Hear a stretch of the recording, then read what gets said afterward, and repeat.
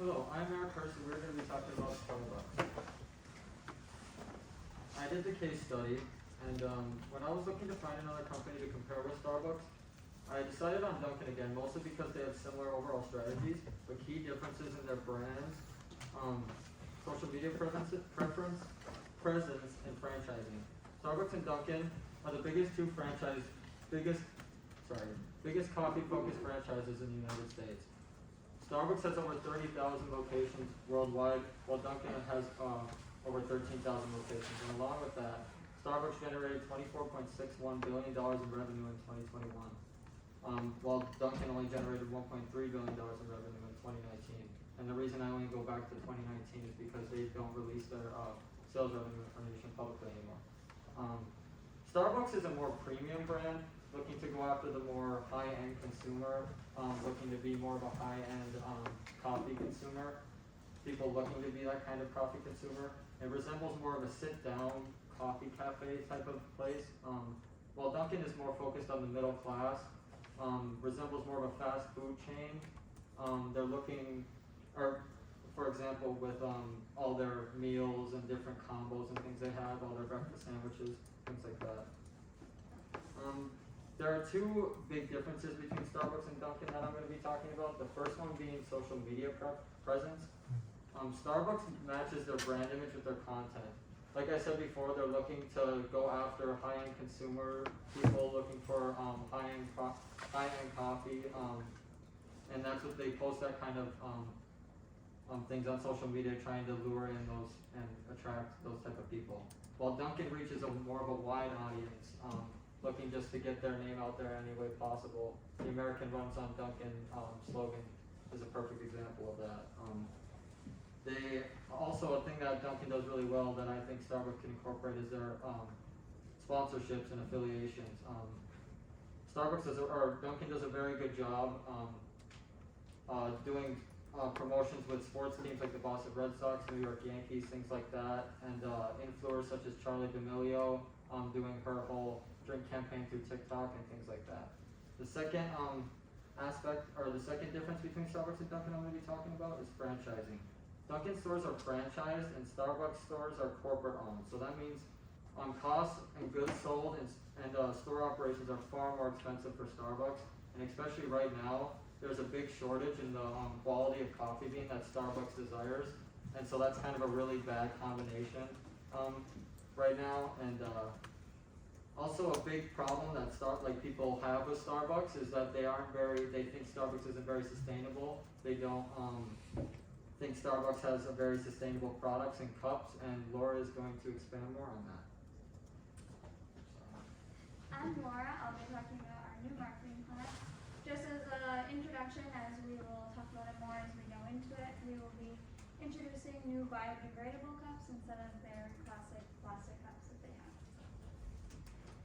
So by implementing this, we will be seen as a more sustainable company for the people who maybe weren't going towards Starbucks because of that, and I definitely think companies have been trying to implement more sustainable products and options because of the climate crisis, obviously, and people are learning more and more about that and becoming more focused on that.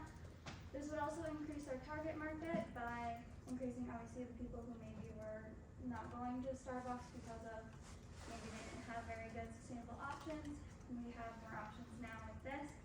That would also give us a higher quality outlook, because if you got your cheap plastic cups that they have now, you don't really like to take pictures with it, but if you had a cute cup with little maybe green symbol on it, you'd maybe be more inclined to post that, and you'd have a higher quality of the cup. And then that would also give us an advantage over competitors, because we would then have that advantage. Like say Dunkin' has those basic plastic cups that are very general and have nothing special to them, whereas we would have this option. So then this brings us to our target market for this implementation, which would be the younger generations, specifically the more eco-conscious and educated. Typically, younger generations are more educated on the sustainability and making more eco-conscious decisions when they are buying, like consumers in general. And this is who we will be focusing on with this new implementation.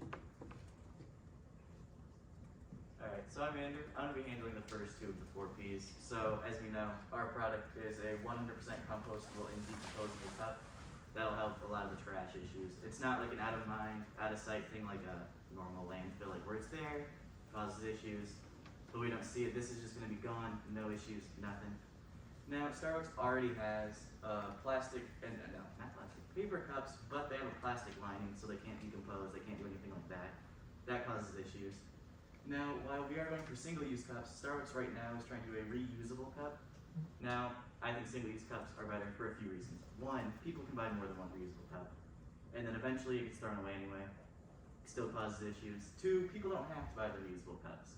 They can still go with the normal plastic cups, still causes issues. With single-use cups, changing all the cups, every single one will be single-use, won't have any impact on the trash. In fact, it'll make it better, less CO2 emissions in the future, better sustainability. For promotion, Starbucks is a very big social media influence, with Instagram having 17 million followers, Twitter having 11 million, and TikTok almost having 2 million. Now, those are the biggest ones I know that we all probably use, and people younger than us, maybe a little bit older. But by us being the target market, that will hit us the most, so we will be seeing that more often. Influencers, they already use on their social media. Yeah, they have people from like TV shows come on, what's their favorite drink, why. Yeah, cool, keep doing that. But use the new cup. Maybe put something in the caption about that. And then with the influencer and the social media, people will be talking about it. Wow, Starbucks is being more sustainable. That's cool. We can go there more often. Then they can they can go along with the brand of Eco Products, which is the cup company we're using. They can put their brand on it, cut the profits with that company so they can keep the producers and make it more sustainable. Hi guys, I'm Sarah. I'm going to be talking about the price and place. So currently Starbucks is considering phasing out their paper to-go cups by charging customers a small fee and encouraging them to use a reusable cup. And although this would definitely encourage their customers to do reusable cups and bring one, it's not a great idea in my opinion because not everyone wants to carry around a reusable cup with them all day. And people that really aren't about the environment would probably be mad about the price increase. So we think using compostable cups would be a great option, and maybe even offering a price decrease like 50 cents if you bring your own cup. And for place, we plan to test it first on the college campuses, and then if that goes well, move to big cities, and if that goes well, make it a Starbucks-wide thing all around the country and world. Alright, my name's Liam. I'm going to be talking to you guys about the implementation of these cups and how we're going to kind of bring this to reality and actually take action to make it what we want it to be. So we want a very simple transition. We don't want to make anything too crazy.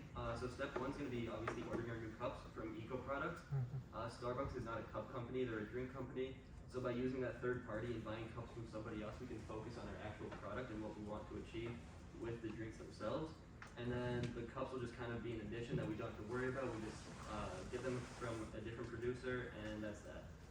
And we just want it to be a simple transition here from we'll order the cups, receive, and replace the cups. Like Sarah just said, we're going to test in a few larger markets first. This is just going to make sure that we can, not change everything all at once and kind of see what people are thinking. We're going to start with college campuses, which, like we said before, is mostly younger generations, which are going to be more concerned about environmental causes, as well as larger cities, just so we can get some more exposure to the natural market. So how are we going to analyze the success of these cups? Step 1 is going to be a voluntary survey. This is something that could be like on a receipt. If somebody wants to say how they feel about them, whether they like them, whether they don't like them, whatever they're feeling, they can let us know, and we can adjust based on that. And also social media polls. So social media is obviously a very big thing. A lot of people are on social media, and like Andrew said, there's millions of followers on all of these different social media platforms. And we'd like to reach out to them and kind of see how they're feeling about the whole change, and just kind of adjust based on that. And then we can move into larger markets as long as everybody's enjoying it, and just build from there. Oh, questions?